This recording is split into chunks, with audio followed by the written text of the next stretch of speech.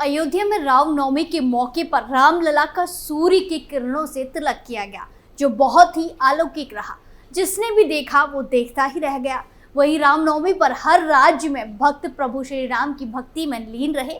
इसी बीच सीएम योगी ने ऐसा अनोखा काम किया कि सब सीएम योगी की तारीफ करने लगे।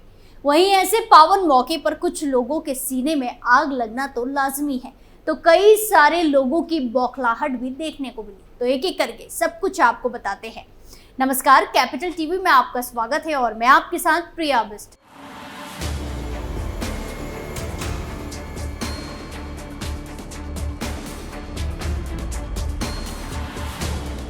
500 साल बाद अयोध्या वासियों और देश के लिए खास अवसर रहा। देश में रामनवमी का त्योहार बहुत धूमधाम से मनाया गया। वहीं ये पर्व अयोध्या वासियों के लिए भी काफी खास रहा। क्योंकि राम मंदिर की प्राण प्रतिष्ठा के बाद ये पहली रामनवमी रही। इस खास मौके पर अयोध्या में रामनवमी के मौके पर रामलला का सूर्य की किरणों से तिलक हुआ। साथ ही इस मौके पर रामलला का विशेष श्रृंगार भी किया गया। रामनवमी के मौके पर अयोध्या में दोपहर 12 बजे भगवान राम का जलाभिषेक किया गया। इस खास पर्व पर सुबह 3:30 बजे ही रामलला के दर्शन शुरू कर दिए गए थे।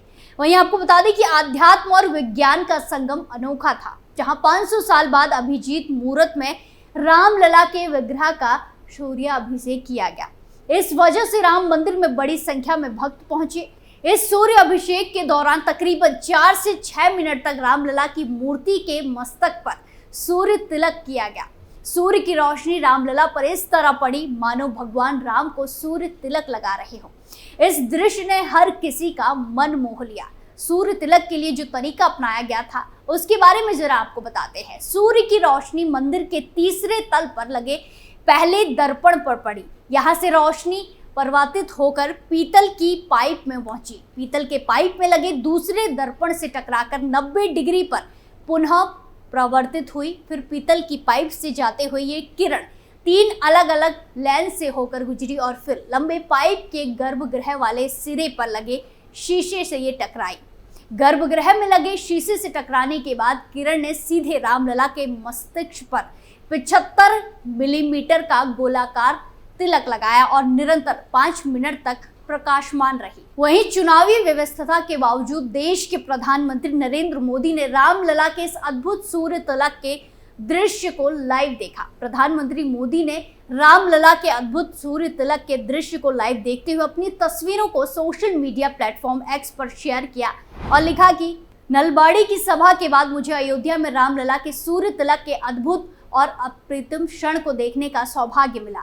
श्री राम जन्मभूमि का ये बहुप्रतीक्षित क्षण हर किसी के लिए परमानंद का क्षण है। ये सूर्य तिलक विकसित भारत के हर संकल्प को अपनी दिव्य ऊर्जा से इसी तरह प्रकाशित करेगा।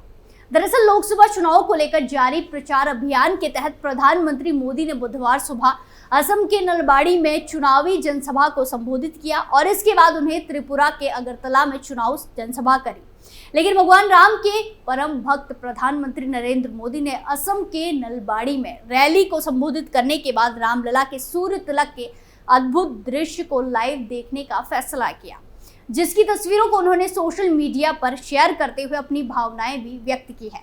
तो वहीं दूसरी तरफ यूपी के सीएम योगी आदित्यनाथ ने रामनवमी के अवसर पर गोरखनाथ मंदिर में विधि विधान से हवन पूजन किया। इस दौरान उन्होंने कन्या पूजन भी किया। सीएम योगी ने अपने हाथों से कन्याओं के पांव पखारे, उन्हें चुनरी ओढ़ाई, आरती उतारी, श्रद्धा पूर्वक भोजन कराया और दक्षिणा देकर उनका आशीर्वाद लिया। सीएम योगी ने परंपरा का निर्वहन करते हुए बटुक पूजन भी किया। इसका वीडियो सामने आया है जिसमें वो कन्या पूजन के समय मुस्कुराते हुए नजर आ रहे हैं। वीडियो में देखा जा सकता है कि कैसे नवमी तिथि के अनुष्ठान में सीएम योगी ने सबसे पहले छोटी छोटी बच्चियों के पांव धोए, फिर उनके माथे पर रोली, चंदन, अक्षत आदि का तिलक लगाया। इसके बाद चुनरी उड़ाकर और दक्षिणा प्रदान कर उनका आशीर्वाद लिया। सीएम योगी ने हवन पूजन के बाद इन कन्याओं को गोरखनाथ मंदिर की रसोई में पकाया गया भोजन अपने हाथों से परोसा। इससे पहले सीएम योगी ने उत्तर प्रदेश वासियों को रामनवमी की शुभकामनाएं देते हुए एक्स पर लिखा कि भारत के प्राण, सनातन जगत की सकल आस्था के केंद्र, हमारे आराध्य मर्यादा पुरुषोत्तम भगवान श्री राम के पावन अवतरण दिवस श्री राम नवमी की समस्त प्रदेश वासियों एवं श्रद्धालुओं को हार्दिक बधाई। एवं शुभकामनाएं। शताब्दियों की प्रतीक्षा के उपरांत श्री अयोध्या धाम में प्रभु श्री राम लला का निर्मित नव भव्य दिव्य मंदिर कोटि कोटि राम भक्तों और मानव सभ्यता को हर्षित गौरवित कर रहा है। जय जय श्री राम। वहीं एक तरफ जहां पूरा देश रामनवमी के जश्न में डूबा रहा, प्रभु श्री राम की भक्ति में लीन रहा, वहीं हमेशा की तरह विपक्षी दलों की घृणा और नफरत सामने आई। जहां तेलंगाना की राजधानी हैदराबाद में रामनवमी की जुलूस की अनुमति रद्द कर दी गई। बीजेपी विधायक टी राजा सिंह ने यह दावा किया है। उन्होंने बताया कि रामनवमी के एक दिन पहले मंगलवार 16 अप्रैल 2024 को रात 8:30 बजे उन्हें तेलंगाना पुलिस ने एक पत्र भेजकर सूचित किया कि इस साल रामनवमी की शोभा यात्रा की अनुमति रद्द की जाती है। उन्होंने बताया कि पत्र में 14 अप्रैल की तारीख लिखी थी। अब इस मुद्दे को हल करने के लिए काफी समय बचा नहीं। उधर राजस्थान के जयपुर से कांग्रेस की शिकायत पर भगवा झंडे हटाए जाने का मामला भी सामने आया, जहां हिंदू संगठन सड़क पर उतर आए। वहां मुख्यमंत्री भजनलाल शर्मा के नेतृत्व में भले ही सरकार बीजेपी की हो, लेकिन अभी लोकसभा चुनाव के कारण प्रशासन चुनाव आयोग के अंतर्गत है और कांग्रेस की शिकायत पर पुलिस द्वारा की गई कार्रवाई ने हिंदुओं को नाराज कर दिया। जयपुर में जगह जगह लगे भगवा ध्वजों को हटा दिया गया। विश्व हिंदू परिषद के कार्यकर्ताओं ने कांग्रेस का पुतला फूंककर इस कदम के खिलाफ विरोध जताया। हिंदू संगठनों ने कहा कि कांग्रेस पार्टी को चुनाव और राम नाम से कोई लेना देना नहीं है। अब बात करते हैं बंगाल की सीएम ममता बनर्जी की बौखलाहट की, जहां रामनवमी पर बंगाल की मुख्यमंत्री ममता बनर्जी ने भारतीय जनता पार्टी पर बड़ा आरोप लगाया। बीजेपी की ओर इशारा करते हुए ममता ने कहा कि राज्य में दंगा भड़काने की साजिश हो रही है।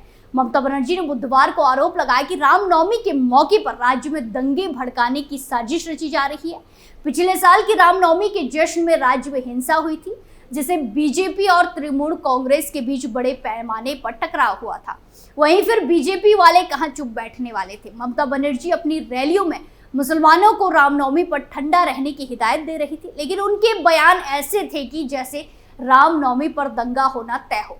तो क्या वाकई ममता बनर्जी को कोई खुफिया रिपोर्ट मिली थी जिसके आधार पर उन्होंने इतना बड़ा दावा किया? ये चुनाव में ममता की मुस्लिम पॉलिटिक्स का एक हिस्सा है। ममता बनर्जी बार बार लगातार अपने चुनाव प्रचार में रामनवमी के दिन दंगे भड़कने की आशंका जता रही थी और मुस्लिमों को डरा रही थी और बीजेपी पर दंगे भड़काने की साजिश रचने का आरोप लगा रही, जिसके बाद खुद देश के प्रधानमंत्री नरेंद्र मोदी ने ममता बनर्जी को आड़े हाथ ले लिया और कह दिया कि बंगाल समेत पूरे देश में इस बार सबसे भव्य रामनवमी भी मनेगी और शोभा यात्राएं भी निकलेंगी।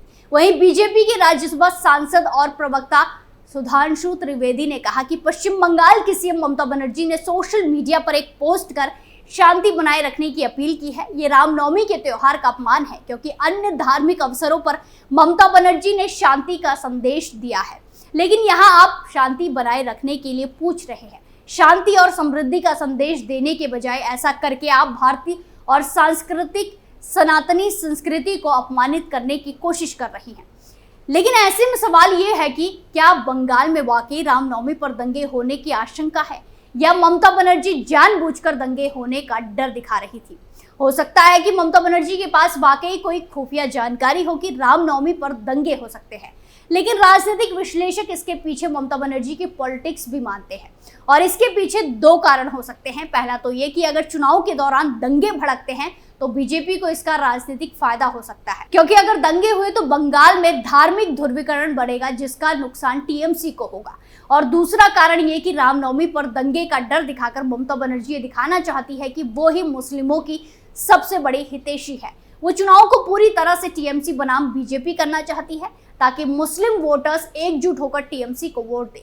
एक बात यहाँ नोट करने वाली यह है कि पिछले साल भी ममता बनर्जी रामनवमी पर दंगे होने की आशंका जता रही थी और दंगे हुए भी थे। इस बार भी ममता बनर्जी दंगों का डर दिखा रही थी, लेकिन अंतर ये था कि इस बार ममता मुसलमानों को ठंडा ठंडा कूल रहकर दंगे की आशंका को कम करने की कोशिश कर रही है। लेकिन पिछले साल वो दंगे के लिए उकसाने वाले बयान दे रही थी। पश्चिम बंगाल में वैसे तो चुनाव के दौरान राजनीतिक हिंसा का लंबा इतिहास रहा है और त्योहारों का सियासी इस्तेमाल भी बहुत पहले से होता रहा है। स्पेशल स्टोरी में आज के लिए इतना ही। फिर पेश होंगे नए मुद्दे के साथ। बाकी तमाम खबरों के लिए देखते रहिए कैपिटल टीवी उत्तर प्रदेश। नमस्कार।